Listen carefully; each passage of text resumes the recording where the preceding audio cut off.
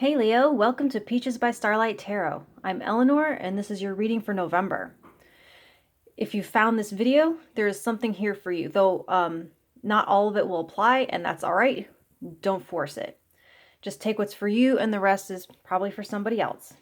So you have your theme for November is the Nine of Hearts. This is Eleanor Dashwood from Sense and Sensibility, if you're familiar with Jane Austen. So it's like the Nine of Cups. It's like a wish fulfilled, a wish granted. You also have the Nine of Swords in reverse, the Fool in reverse, and the Four of Cups, all in reverse. And then you have the sacral chakra. The frequency of the sacral chakra, the orange flower of life, supports our ability to flow with our desires and stimulates our creative power to manifest success and abundance in our lives. All right, Leo. So the nine, this is a card of happiness, and with the sacral chakra card, this is something that you achieve when you put your grown-up pants off and put your grown-up pants on and go get it. It's a wish granted, but not through inertia. It's not the universe just hands it to you out of nowhere for no reason. This is something that you go and you get because you want it and you're aligned with it. So now with this bottom row, I am getting a sense of like the sympathetic nervous system being activated, like a come down or an aftermath from being in fight or flight. Whatever has caused that anxiety in this Nine of Swords here, it's already moved through. You already know what that is. Whatever fear has blocked your creativity or your drive, created some depression or overwhelm, that is, you're already coming into this reading with that having happened. So that's not like impending.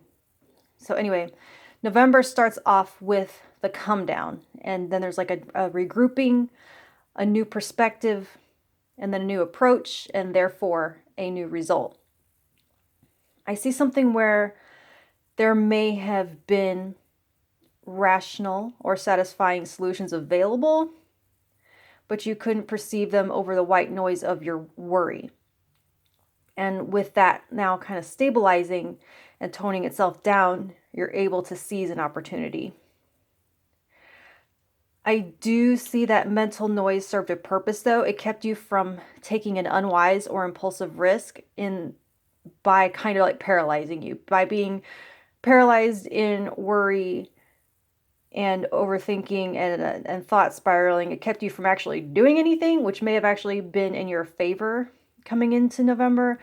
But now there's a sense of thawing out and getting to being able to take a more calculated and educated chance towards whatever this wish is for you.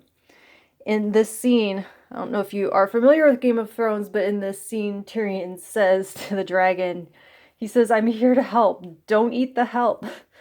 And with these two here, it's like there may be some pragmatic advice offered to you that in kind of a thought spirally state or in a state of anxiety, it may have been not well received, but that it will make sense when you're ready to listen, when you're more calm.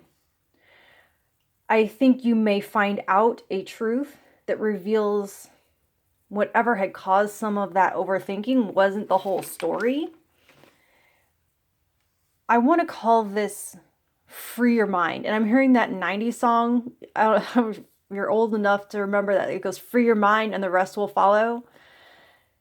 It's like some negative thought spiral has created imbalance or blockage of the sacral, of this chakra. It governs your emotional world, sources of inspiration, ability to connect with your body and to connect with others. So I see you moving from this anxiety triggered by like a false perception and towards a more common sense approach by which you can consider all of your options. They may have been clouded by maybe some apathy, which can be a symptom of a sacral chakra that needs attention or stimulation. There's a sense of getting a hold of yourself and saying, I am going to get something out of this no matter what. this has been hell, and God, damn it if I'm not going to gain something from this experience. There's a Mountain Goat song. It's like, I'm going to make it through this year if it kills me.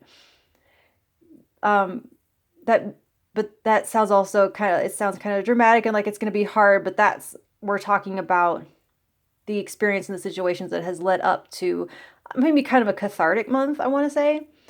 There's a sense of past loss at the beginning, but this month, that sense of loss puts you in touch with what really matters. Who you are without whatever that was. Who am I with all these things that I identify with, what I have, who I know. If all of that were taken away, if everything would be taken away, who am I? What am I at my core?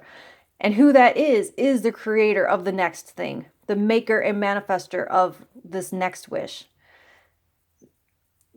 That rekindles and sparks a fresh fire in that emotion, in your emotional furnace. And I see you super focused, super aware, and seeing all the possibilities and angles to move towards it, to attract it, to align with it, whatever your preferred verbiage is for getting what you want in life.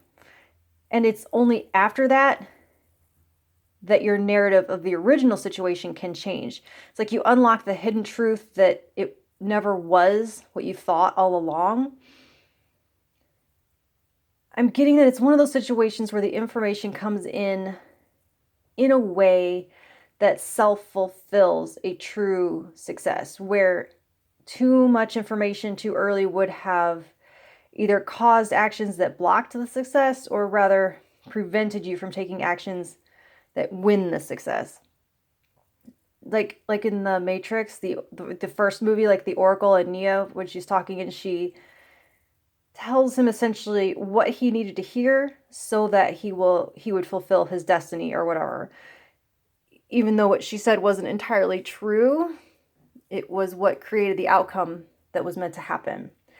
So that's go get it, Leo, in November. If you want to hear what I have in December, like, share, and subscribe, and all that good stuff. Thank you.